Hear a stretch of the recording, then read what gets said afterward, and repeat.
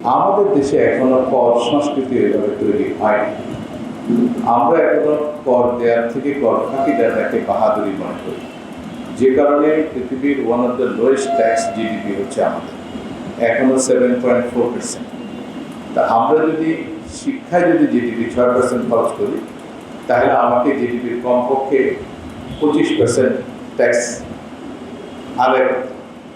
আমি যদি জিডিপির 7.4% ট্যাক্স আদায় করি, তাহলে আমার বাজেটের সাইজ আমি বড় করার সুযোগ নাই। তারপরও আমরা জিডিপি প্রায় 13-14% বাজেট করি টোটাল। সুতরাং এটা তো একটা বড় কেক।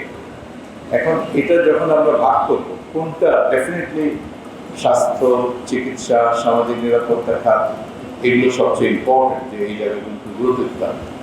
তো এই পাই যখন আপনি ভাগ করবেন, তখনই অটোমেটিকলি প্রশ্ন আসবে, আপনি যখন স্বাস্থ্য এবং শিক্ষায় বরাদ্দ বাড়াবেন, কমাবেন কোথা থেকে? আপনারা নিশ্চয়ই বলবেন যে আমরা কমাতে চাই, তাহলে বাড়াবেন কি হবে? ট্যাক্স বাড়াবেন, which is very very difficult. আজকেও আমরা এখানে যেটা শুনলাম যে আমাদের করের বোঝা কমাতে হবে সব দিক থেকে। আমাদের ডাইরেক্ট ট্যাক্সের কথা যেমন আসলো, যে ইনফ্লেশন 9% অ্যাডজাস্ট করলে আমরা আসলে জাস্টিস করি নাই, ট্যাক্সেবল লিমিট কেন আমরা বাড়াতে পারি।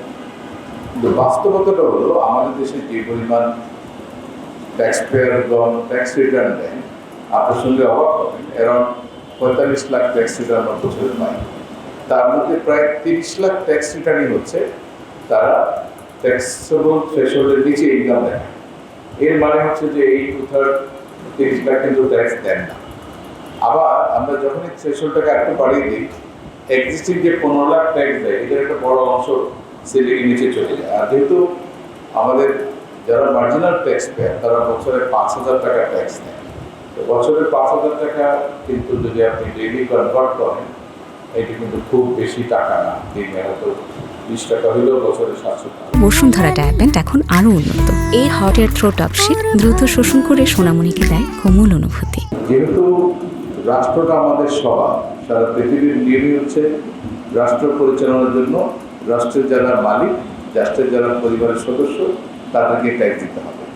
এবং যে কথাটা বারবার বলা হচ্ছে, বৈষম্য কমানোর জন্য যেটা রাস্তা, সেটা হচ্ছে যাদের সামর্থ্য বেশি তারা বেশি ট্যাক্স দিবে, যাদের সামর্থ্য কম তারা কম ট্যাক্স দিবে। যদিও একটা কথা এসছে যে আমরা বড় লোকের ট্যাক্স কমিয়েছি, কিন্তু বাস্তবতা তা না।